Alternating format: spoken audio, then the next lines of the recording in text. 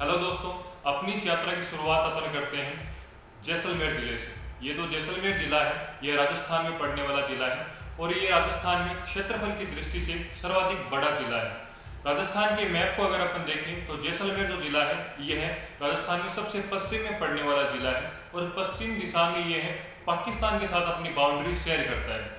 अगर अपन इसकी भौगोलिक परिस्थितियों की बात करें तो ये जो जैसलमेर जिला है ये थार के रेगिस्तान का अधिकांश भूभाग घेरता है और थार के रेगिस्तान में होने के कारण यहाँ पे जो आजीविका के संसाधन है वह बहुत ही सीमित संसाधन है, क्योंकि यहाँ पे बरसात की बहुत ज़्यादा कमी है, वनस्पति की यहाँ पे बहुत ज़्यादा कमी है। ऐसा होने के बावजूद भी यहाँ पे किसी शासक ने किसी समय पे अपनी राजधानी बसाई थी, यहाँ पे अपने राज्य का संचालन किया था। वे कौन से कारण रहे थे कि यहाँ पे राजधानी बसाई गई थी और यहाँ पे राज्य का संचालन किया गया था, उसके बारे में अपन आज की इस वीडियो में अपन बात करेंगे। इन सभी कारणों को जानने से पहले अपन थोड़ा सा जैसलमेर के इतिहास के बारे में जानेंगे।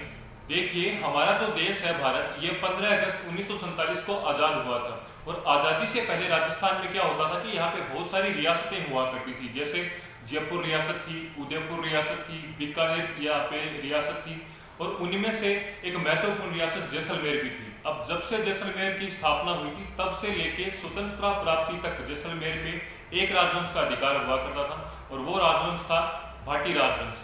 अब ये जो भाटी राजवंश है ये स्वयं को भगवान श्री कृष्ण का वंशज बताते हैं। ये बताते हैं कि भगवान श्री कृष्ण थे, उनके जो पुत्र थे प्रद्युम्न, इनसे इनकी शाखा चली थी और इसी कारण से ये छत्राला यादवपति के नाम से अपनी उपाधि धारण करते हैं। अब कालांतर में होता क्या है कि भगवान श्री कृष्ण के जो पुत्र थे प्रद्युम्न, इनके वंशजों ने उत्तर भारत के अधिकांश भूभाग पर अपना आधिपत्य स्थापित कर लिया था। अब ऐसा कहा जाता है कि इन्हीं के वंश में कालांतर में एक शासक होते हैं गजबाहु करके। ये जो गजबाहु है इन्होंने गजनी शहर की स्थापना करी थी। गजनी है यह वर्तमान समय में अफगानिस्तान में पड़ता है। इसकी स्थापना गजबाहु ने करी थी ऐसा माना जाता है। इस प्रकार अपन कह सकते हैं कि गजनी पर कभी यादवों का अधिकार हुआ करता था।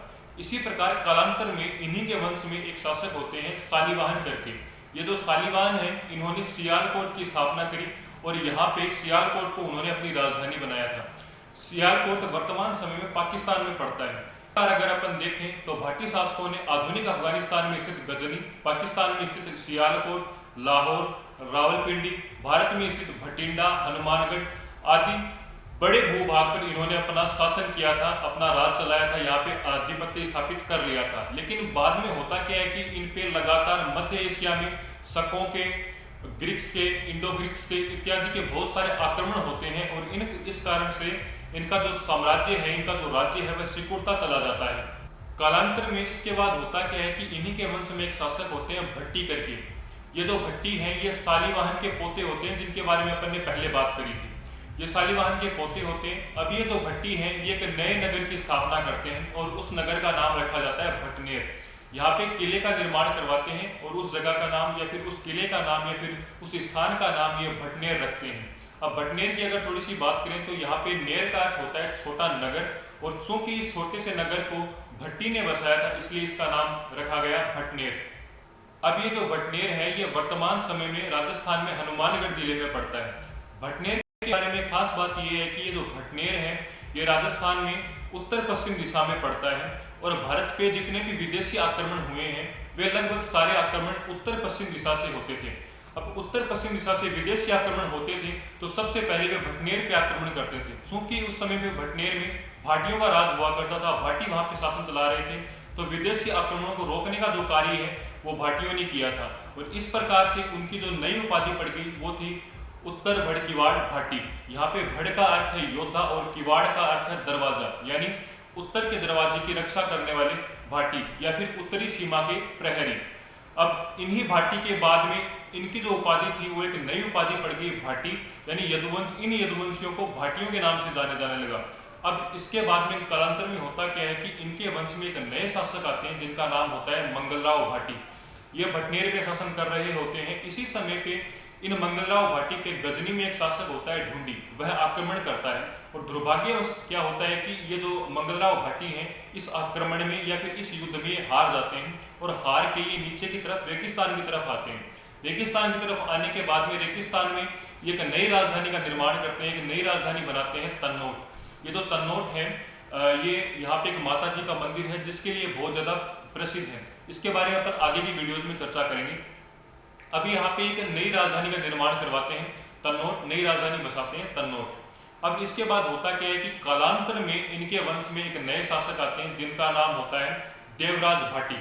ये जो देवराज भाटी है ये अपने शासनकाल के शुरुआती दिनों में एक नई राजधानी बसाते हैं या फिर एक नई राजधानी का निर्माण करते हैं जिसका नाम होता है देरावल। ये जो देरावल है ये वर्तमान समय में पाकिस्तान में पड़ता है और यहाँ पे एक देरावल फोर्ट भी है, यानी यहाँ पे देरावल किला भी है। अब देरावल पे राज करने के बाद में या फिर देरावल को राजधानी रखने के बाद में कुछ समय बाद में यह एक नई राजधानी बनाते हैं लोद्रवा। ये जो लोद्रवा है ये वर्तमान समय में जैसलमेर जिले में ही पड़ता है। लोद्रवा पे उस समय परमारों का अधिकार हुआ करता था। तो ये जो देवराज भाटी हैं ये परमारों के साथ युद्ध करते हैं, उनको हराते हैं और वहां से उनको निकाल के स्वयं को वहां पे स्थापित करते हैं और लोद्रवा को अपनी राजधानी बनाते हैं। फिर होता क्या है कि कालांतर में इन्हीं के वंश में एक शासक होते हैं राव जैसलदेव भाटी। ये जो राव जैसलदेव भाटी हैं इनको लोद्रवा में अपनी राजधानी सुरक्षित नहीं लगती। इसके लिए क्या करते हैं कि एक नई राजधानी की खोज करते हैं, तलाश करते हैं। फिर फाइनली होता क्या है कि 12 जुलाई सन 1155 ईस्वी को ये एक पहाड़ी पर किले का निर्माण करवाते हैं और उस किले को जैसलमेर किले का नाम दिया जाता है और इस प्रकार जैसलमेर की स्थापना होती है। अब यहाँ पे बात ये आती है कि इतना रेतीला स्थान होने के बावजूद यहाँ पे ही राजधानी स्थापित क्यों की गई, क्योंकि यहाँ पे राजधानी स्थापित करने का कोई फायदा था नहीं, लेकिन फिर भी यहाँ पे इन्होंने अपनी राजधानी स्थापित करी थी। इसके क्या कारण हो सकते हैं? तो बहुत सारी कहानियां भी इसके पीछे प्रचलित है। पहली कहानी ये है कि जब जैसलदेव भाटी एक नई राजधानी की तलाश कर रहे होते हैं तो उस समय तलाश करते करते एक पहाड़ी पर पहुंचते हैं। वहां पे एक ऋषि जिनका नाम होता है इसाल ऋषि, ये तपस्या कर रहे होते हैं।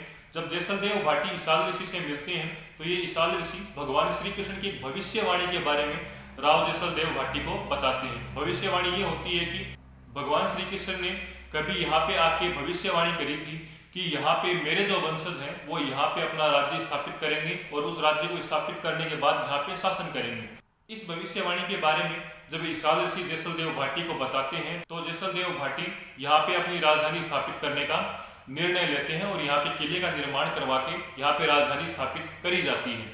लेकिन दूसरा कारण ये है कि जहाँ पे वर्तमान समय में जैसलमेर स्थापित है या फिर जैसलमेर बसा हुआ है वह उस समय पे व्यापारिक मार्ग हुआ करता था।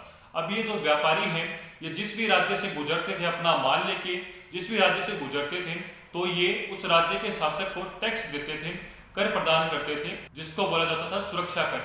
यानी उस समय पे व्यापारियों के साथ लूटपाट बहुत ज्यादा होती थी, डाकू उनका माल लूट लेते थे।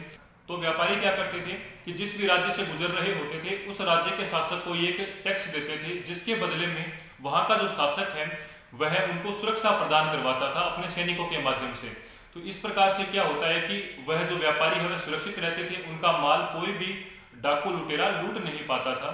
चूंकि जैसलमेर उस समय पे व्यापारिक मार्ग था तो यहाँ से जो व्यापारी हैं वह अरब देशों से, मिस्र से या फिर इधर वाले देशों से भारत के मध्य व्यापार हुआ करता था। तो बहुत ज्यादा मात्रा में यहाँ पे क्या होता था कि व्यापारी यहाँ से क्रॉस करते थे। तो जैसलमेर में राजधानी स्थापित करने के बाद में वो जो व्यापारी हैं वो राजा को टैक्स देते थे और इसी टैक्स की वजह से जो पूरा जैसलमेर राज्य है वह सुचारू रूप से संचालित किया जाता था। और वो जो टैक्स है वो बहुत भारी मात्रा में था क्योंकि यहाँ पे बहुत भारी मात्रा में व्यापार हुआ करता था।